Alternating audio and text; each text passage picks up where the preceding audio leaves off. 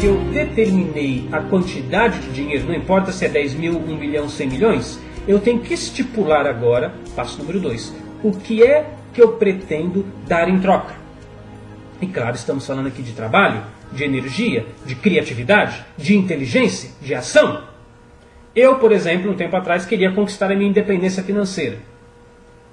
O que eu estava disposto a dar em troca? Eu estava disposto a dar em troca, dedicar grande parte do meu tempo para construir um sistema de internet que funcionasse automaticamente para mim e que me gerasse toda a renda que eu precisasse. Isso eu estava disposto a dar em troca. Estava disposto a dar tempo, energia, conhecimento e inteligência. Você quer uma determinada quantidade de dinheiro na sua vida. Muito bem. O que você pretende dar em troca? Porque se você achar que também eu vou pensar assim, bem positivo, e amanhã $1 milhão vai aparecer na minha porta, vão apertar a campainha, vai estar aquele pacote assim. Não é assim que vai acontecer. Então a primeira coisa, defina quanto você quer. Segunda coisa, defina com clareza o que você vai fazer para alcançá-lo. Terceiro, coloque uma data. Para quando é essa quantidade? Para daqui 6 meses? Para daqui 1 ano? Para daqui 5 anos? Cada pessoa vai ter um parâmetro. E que seja uma data que o seu cérebro, que a sua mente entenda como algo possível. De nada adianta você colocar um objetivo, né? Você coloca assim, eu vou mentalizar que daqui 1 semana eu vou ganhar $5 milhões. E você mesmo não vai fazer nada por isso, e você nem acredita que isso é possível, não vai funcionar. Tem que ser uma quantia que você julgue oportuna e gratificante para você, tem que ser uma ação que você julgue ser capaz de fazê-la, e você tem que pôr uma data. 4. Estipule, elabore, crie um plano de ação para conseguir isso e comece imediatamente. 5.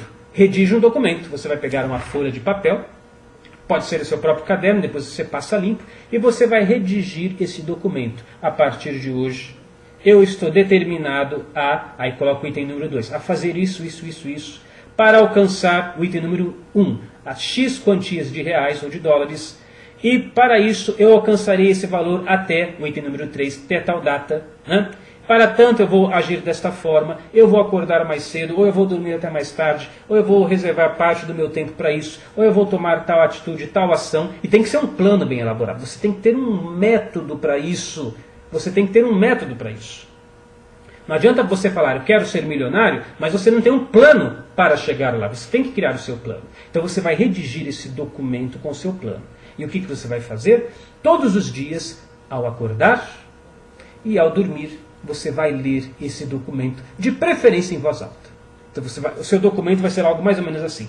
Eu, fulano de tal, a partir de hoje, estou determinado a ganhar X mil reais, né? Para tanto, e isso vai acontecer até o dia tal, para tanto, a partir de hoje, eu estou determinado a fazer isso, a fazer aquilo, a agir assim, a agir assado, e assim por diante. Cada um, não adianta me perguntar, como é que, me dá um exemplo, me dá um modelo disso, porque é muito pessoal, é um documento seu, feito para você mesmo, que você vai assinar para você mesmo.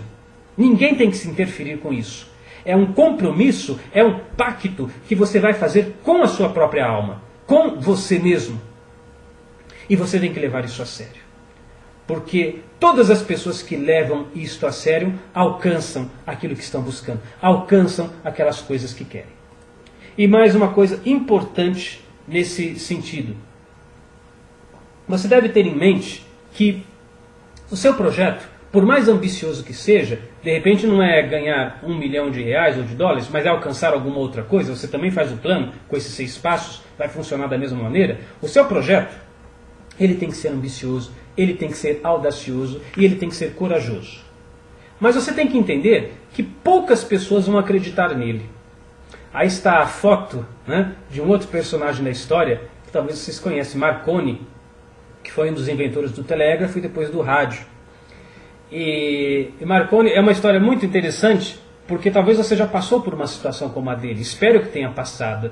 Ele começou a falar que ele estava desenvolvendo um equipamento que era possível transmitir a voz, né, ou a comunicação de uma pessoa para uma outra pessoa sem o auxílio de cabos, sem o auxílio de fios. E sabe o que aconteceu? Os amigos de Marconi o internaram num hospício.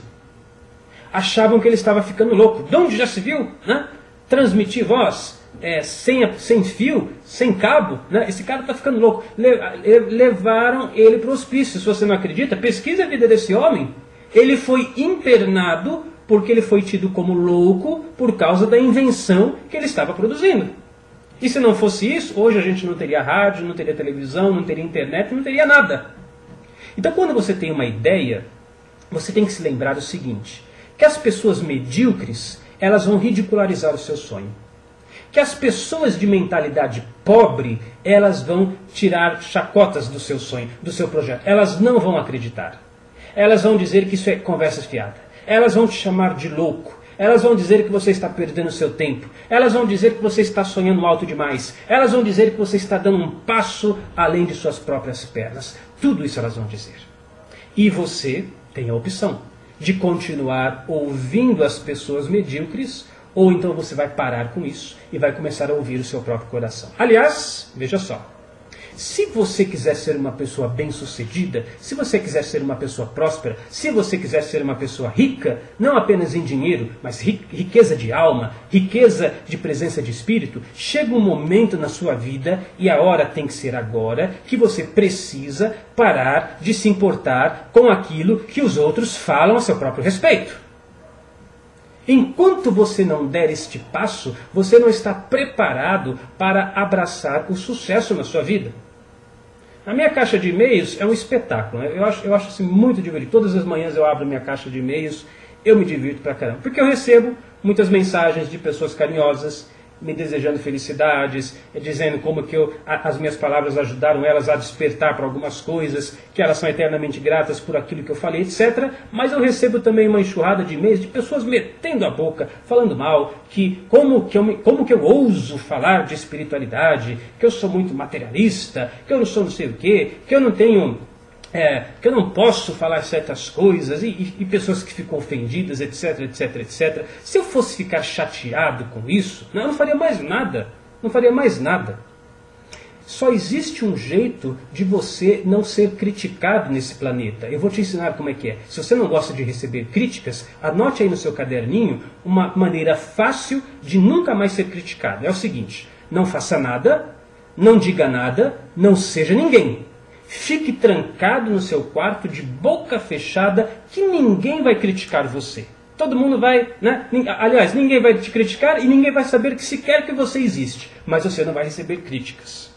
Crítica, questionamentos, ridicularizações faz parte do processo. Marconi chegou a ser levado para o hospício. Talvez esse não seja o seu caso, mas eu tenho certeza que quando você colocou aquela sua grande ambição para os seus amigos, muitos riram na sua cara, muitos disseram que isso é impossível. Eu vou dizer para você o que é o impossível. Impossível é aquilo que não era possível até que chegou um dia que alguém foi lá e fez.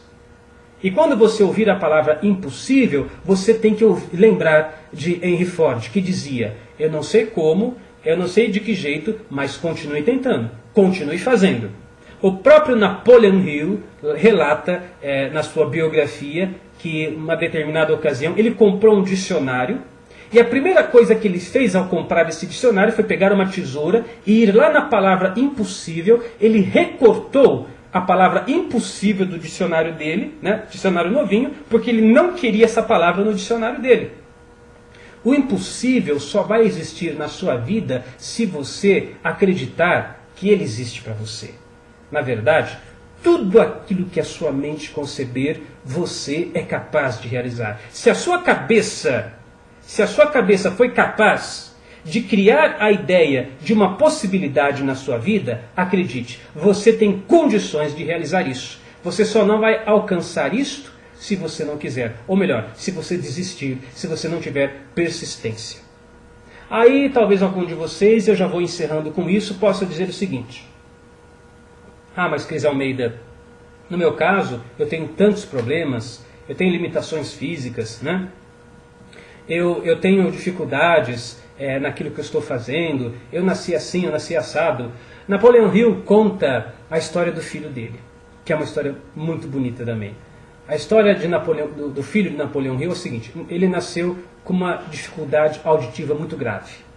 E os médicos disseram para o pai Napoleon Hill o seguinte, olha, seu filho nasceu com esse defeito nos ouvidos e ele nunca será capaz de ouvir.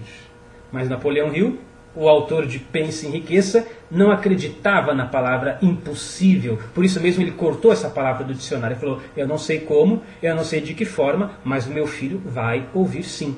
E por meio de insistência e tentando de um jeito, e procurando um método e uma forma, e buscando ferramentas e buscando tentativas, a história é um pouco comprida, não vou me demorar nela, o filho de Napoleão Hill começa a ouvir. E ele vai desenvolvendo métodos, técnicas que, enfim, aquilo que era impossível para a ciência da época, para a medicina da época, era possível para o filho de Napoleão Hill, porque ele não acreditava na impossibilidade. E uma das coisas que ele dizia para o filho era o seguinte, olha filho, apesar de você ter essa dificuldade auditiva, você deve levar em conta que cada adversidade carrega consigo uma semente de uma vantagem equivalente.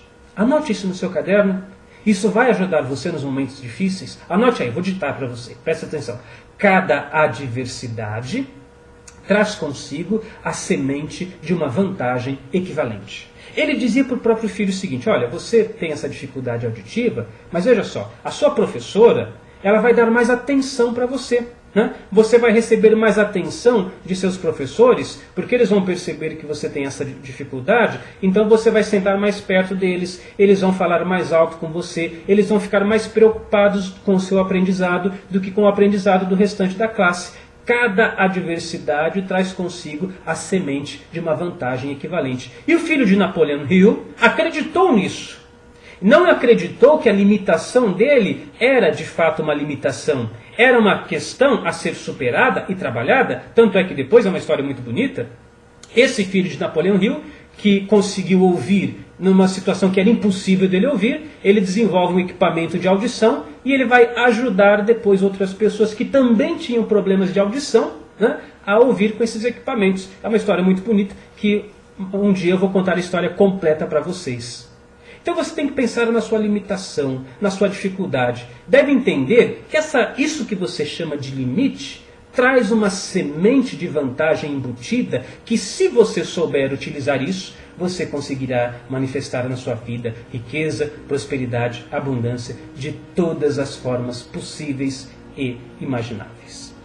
E, de novo, reforço o convite. Se vocês ainda não conhecem o trabalho da Unidarma, visite o site, está tudo lá, unidarma.org, e depois de visitar tudo isso, você entra em contato com a pessoa que te convidou para esta palestra e ela vai ensinar você como é que faz a matrícula e o que é que você precisa fazer para participar das próximas apresentações.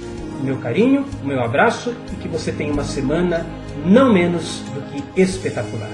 Sucesso e felicidade para você!